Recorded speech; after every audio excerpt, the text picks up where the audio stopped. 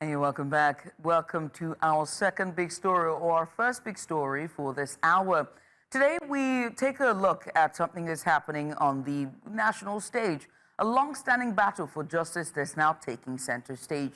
Human rights activist and AAC leader Omoyele Sowore has been arrested by the Nigerian Police Force, reportedly on allegations including forgery, cyberstalking, and criminal defamation. And while the police insist the arrest was lawful, executed within the 48-hour bail window and accompanied by offers twice declined for independent medical examinations, Sowore has fiercely rejected the detention, describing it as illegal and claiming he endured assault and mistreatment, his arm allegedly broken in custody. Civil society groups, including the Policy and Legal Advocacy Center, have raised alarm over due process violations and called for independent scrutiny, highlighting serious constitutional and human rights concerns. So joining us to untangle this story are Precious Oruche, human rights activist, and also Oshoks Philip, National Organizing Secretary of the African Action Congress. You're welcome, gentlemen and lady. Thank you very much for joining us this morning.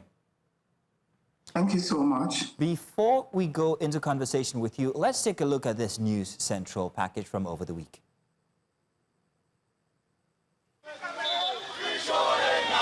The protesters continued their demonstration in the usual fashion. This time, they received an audience from a senior police official who made clarifications on why the leader of the Revolution Now movement is still in police custody. The two petitions, as I've stated, were shown to Omoyele Sowore, but he refused to make statements in the presence of his lawyers.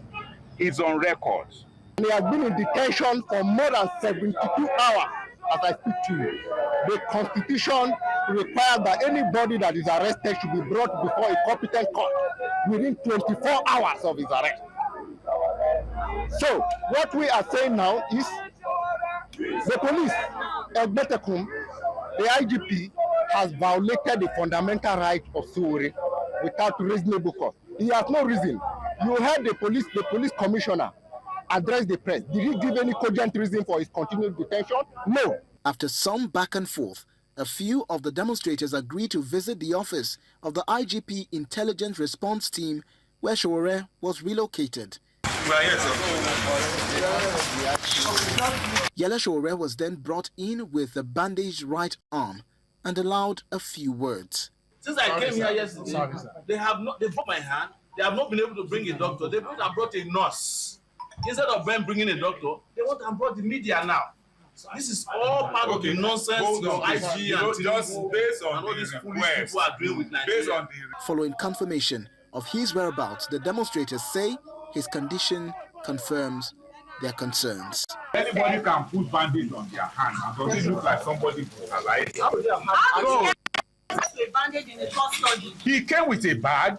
The only that reason, contains different things. Your interview was obstructed and abruptly brought to an end in there. Was because he came with drama a bag. The police wanted to play. The bag wasn't playing contains according to the script. soap, when they and got different uncomfortable things. with the drama in there, they asked you guys to go out and you all went out. Since you were in detention, it's just more of giving us a confirmation for us.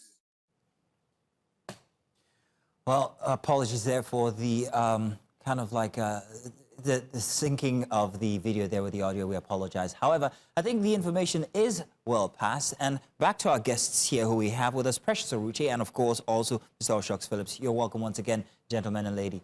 Now let's get to this conversation. Now, Ms. Oruche, I want to start with you. Based on these developments, do you view Sowore's arrest and detention as rooted in legitimate criminal procedure, or is it politically motivated? I think, thank you so much for having me. I think it's not just politically motivated. I think it's personally motivated. I think this is the personal vendetta of the Inspector General of Police, IGP Kayode Egbetokun. So whatever he's doing is illegal and it has to be called out. Rule of law simply means the law supersedes personal, private, public considerations. You know, the law is supreme. The president is not above the law. No political office, private office, appointed office is above the law. What the law requires there is for you to charge Omoyele Sowore to court, right? So while detaining him, while brutalizing in your facility, I think everything that pertains to this arrest is illegal, and that is what, there's no other word for it. No other word for it. We have Phillips. Mr. Phillips, if you're joining us, we'll try to see if we can bring his visuals on there. Oshoks Philip is the National Organizing Secretary of the African Action Congress. But in the meantime, oh, there you are. Thank you so much for joining us. Now, as a leading voice in Sowore's party, how do you characterize these charges and the circumstances of his detention?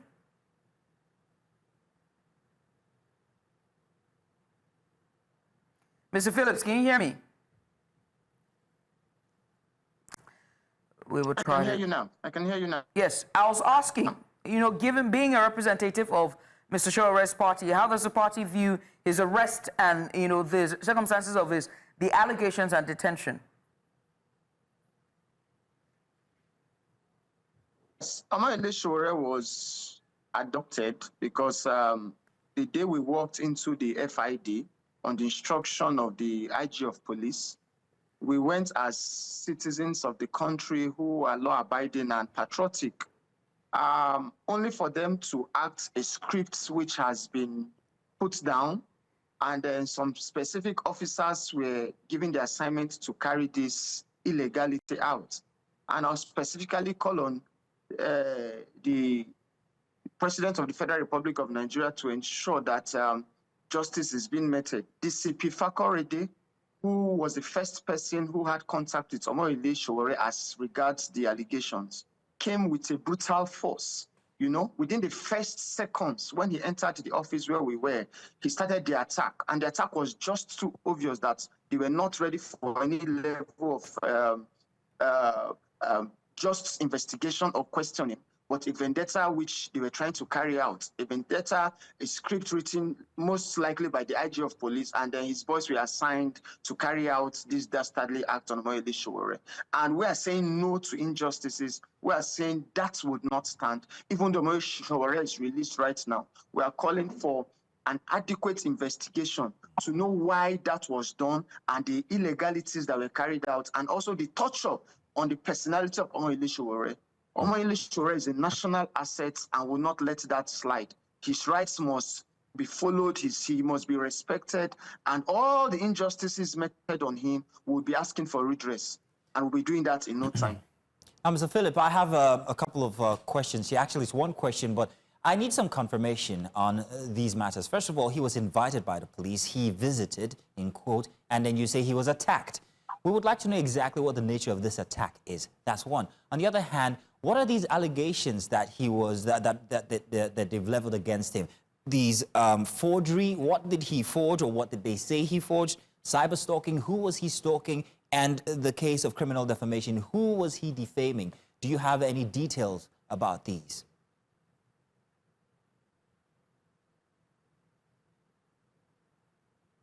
Mr. Philip, you see, these are the... Go ahead, please. Questions we want to come answer Nigerians. The answers to these questions you're posing.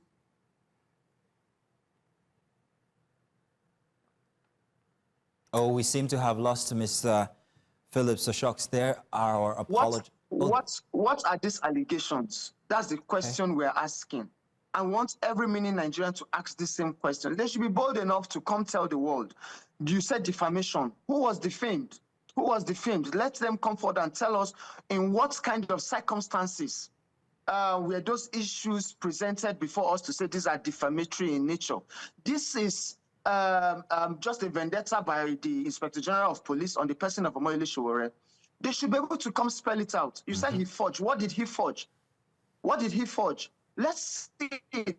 Come openly and tell the public what he has forged. As far as we are concerned, Omoyele Sowore has done no wrong. Like I said earlier, he is a national asset and he should be protected by all institutions of the government, all institutions in this country, and also all well-meaning Nigerians. That was why you see immediately he was brutalized and arrested and tortured. The whole world rose up. individuals cutting across different political divides. They rose up against the injustice. So they should come out and tell us, what are these allegations? You said he defamed. Who did he defame? Is it about the promotion that never followed due process?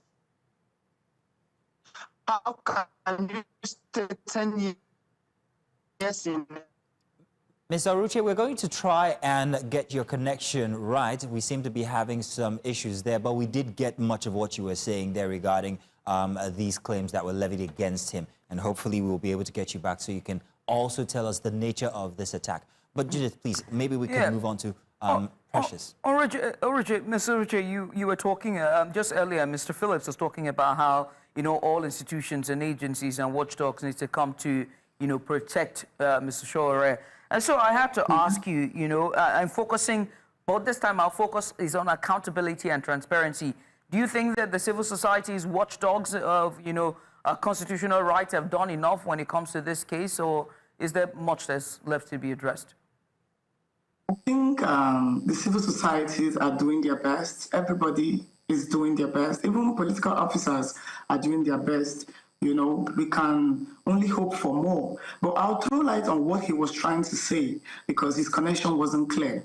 The allegations levied against Omoyele Sowore, the IG should come outside. If he's not ashamed, if the Nigerian Police Force are not ashamed of themselves, they should come outside and tell Nigerians what these allegations are. Who exactly is he cyberstalking and why is he cyberstalking them? He should come outside and tell Nigerians, not in bogus terms, in plain terms, what the bone of contention is. They said forgery. What did he forge? You know, we need to start calling, I don't want to use vulgar words, but bullshit. You know, let them come and swear Ogun that he actually forged a document.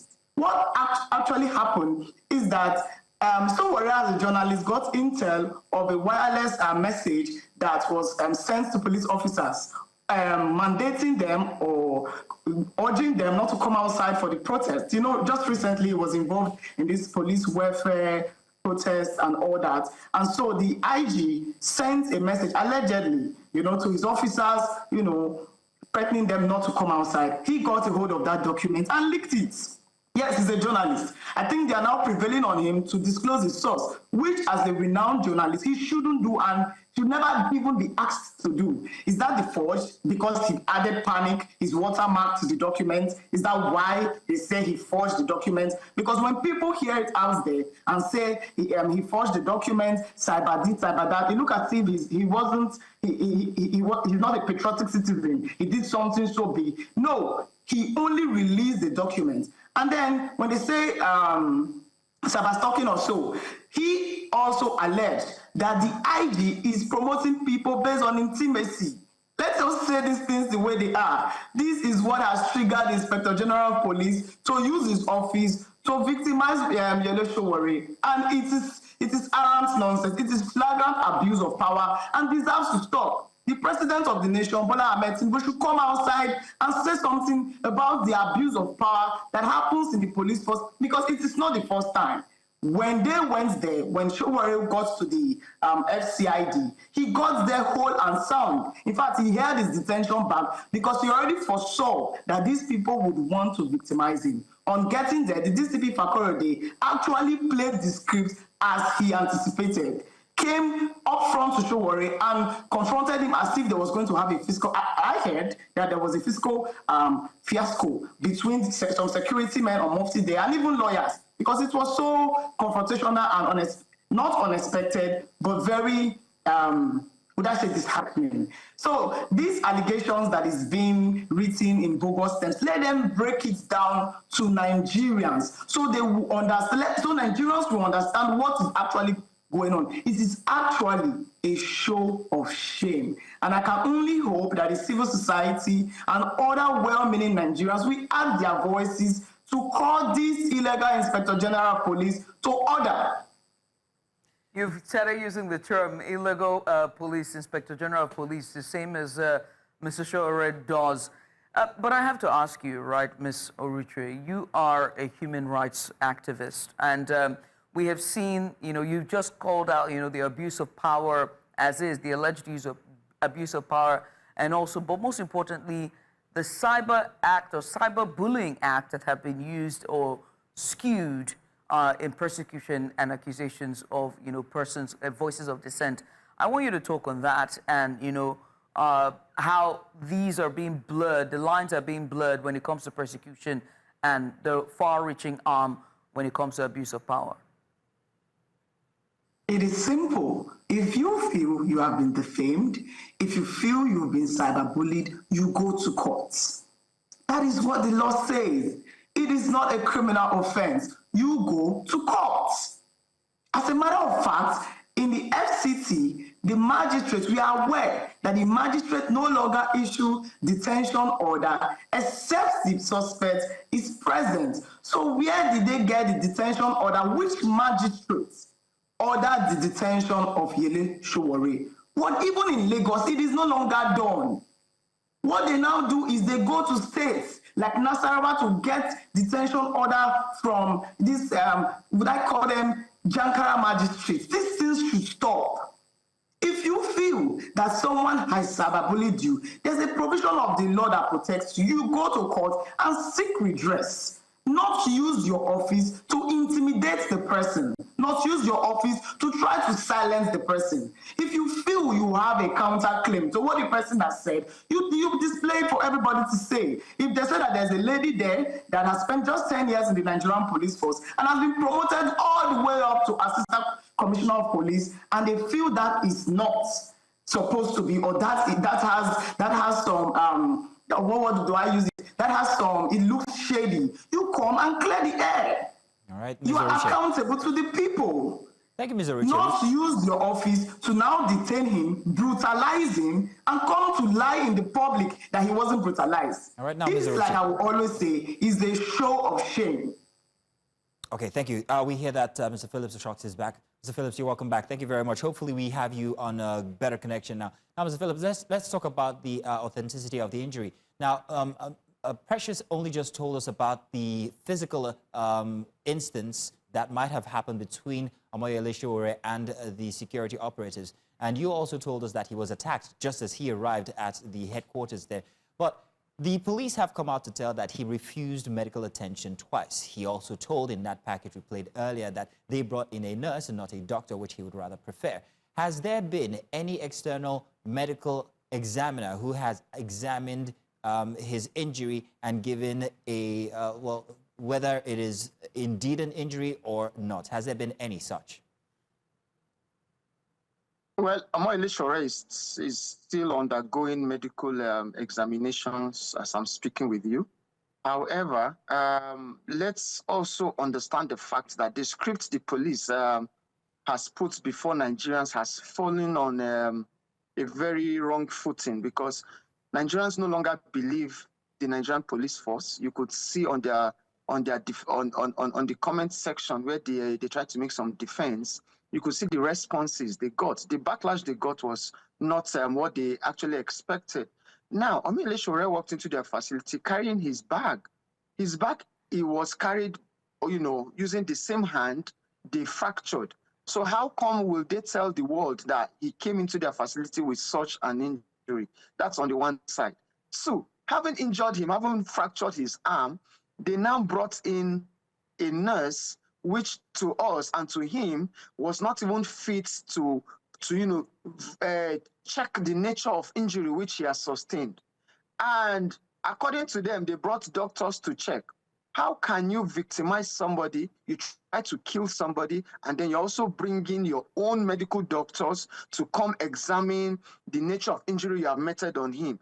Omoyele Sowore will only be illogical or very irresponsible to have accepted such kind of requests from their own medical doctors. Why didn't they allow him access to his own medical doctors to come into their facility to do the same? Because he requested such. So you don't expect them to be so good to you, having injured you, having victimized you, having brutalized you, locked you up, and then giving you their own doctors. So they will end up killing you or end up, doing worse damage as they have done already. So don't blame him for not accepting to allow their doctors examine him. That's the right thing to do. No sensible Nigerian would have allowed same doctors from same institution victimizing you, trying to kill you, But trying Mr. to Phillips, ensure that you are taken Mr. out Phillips, of this Mr. public Phillips, just a space second, to Mr. now Phillips. have their doctors Mr. Phillips, treat you. A medical examiner would not necessarily give treatment. A medical examiner would actually just ascertain whether there's an injury or not. So once again, has there been any external, and I say external deliberately, not from the police and not from Sowore's camp, external examiner that might be employed here to ascertain his injuries? The police never allowed external examiners to do that. They brought in their own medical personnel. But as I speak to you now, we have our medical practitioners who are, examining the nature of this injury. They're also seeing how well they can ensure that Omoyele Sowore doesn't undergo further, injuries to ensure that he comes back normal. So as I'm talking to you now, examination is ongoing, and the whole world will be made aware of this information when it's due. But all we are saying is we should not blame Omoyele Sowore for not allowing the medical doctors provided by the Nigerian Police Force to examine him. No sensible Nigerian would have allowed that happen. Mr. Phillips, as we wrap up this discussion, Omoyele Sowore is one of the key leaders of the AAC, and saying that he is what he has faced in the public eye and in detention, with allegedly in the detention of the Nigerian police. Would there be any legal redress on the part of the AAC? Are we going to be seeing legal matters being risen from this case in the coming days? Yes, of course. In the coming days, I think the Nigerian Police Force would hear from us. Petitions are already, in the pipelines, because we would not allow this injustice to just be rolled, under the carpet, considering the fact that it is not just about Omoyele Sowore, but every Nigerian. To understand that the Nigerian Police Force is supposed to serve Nigerians and not be an instrument of brutality. We keep fighting against police brutality almost on a yearly basis. And the whole world is aware that this is the third time Omoyele Sowore will be abused, assaulted, beaten up, shot at, his nose broken, and this time around, his arm broken by the same police force. You invited this young man. So are you now telling Nigerians that when Nigerian Police Force asks you to come for questioning or any form of invitation, you should not go? Because that might just be a trap of, you might end up being victimized, arrested, hospitalized, beaten, So they're setting a very bad precedent. And Nigerians will stop, honoring invitations once extended to them by the Nigerian Police Force. That's the implication of what they are doing. So in coming days, they'll be hearing from us as a party, as Omoyele Sowore, as an individual, his lawyers also. They'll be writing petitions to every quarters that does matter, that this injustice would not just be allowed to pass by. We would fight it to a standstill, because all Nigerians should be treated, based on the constitutional mandate that, protects every Nigerian. Okay, Ms. Oruche, final question to you here. I'm wondering, transparency, accountability, what can civil societies and watchdogs, independent watchdogs, do now, apart from protests, because we saw the protests through the week. What can they do to ensure transparency and accountability in these kinds of cases, especially this one? Petitions, submit policies to the National Assembly, policies that strengthens institution, ensures accountability, ensures accountability and make sure that violators are being prosecuted. In a Senate climb, as we speak, those that brutalized Omoyele Sowore would have been in detention and charged to court for even alleged murder. So these are things I feel they can do to ensure safety in the country, to ensure safety in the country, yes. This is what I think they can do. And write petitions, seek redress in courts, submit policies to the National Assembly, policies that protect human rights. We've so much complained about police brutality. I've been a victim of police brutality. A lot of persons, this is not just about Omoyele Sowore, it's about every Nigerian out there. We have suffered police brutality far too long. This same DCP Fakorede was in SARS. then when we were protesting NSAS. We know all the rubbish he did. He doesn't have a good track record. It's still happening again in 2025. So I feel that the human rights organization, civil service organization should push policies, apply for redress in court so that these people know we are not just protesting, that we are serious about taking the safety of human lives as an important factor in the country. Important indeed. Precious Oruche, I must say thank you, human rights activist, and also to Mr. Oshoks Philip, one of the key voices for the AAC, just joining us, giving us a bit of insight on the Sowore case that unfolded over the week. Lady, gentlemen, once again, thank you.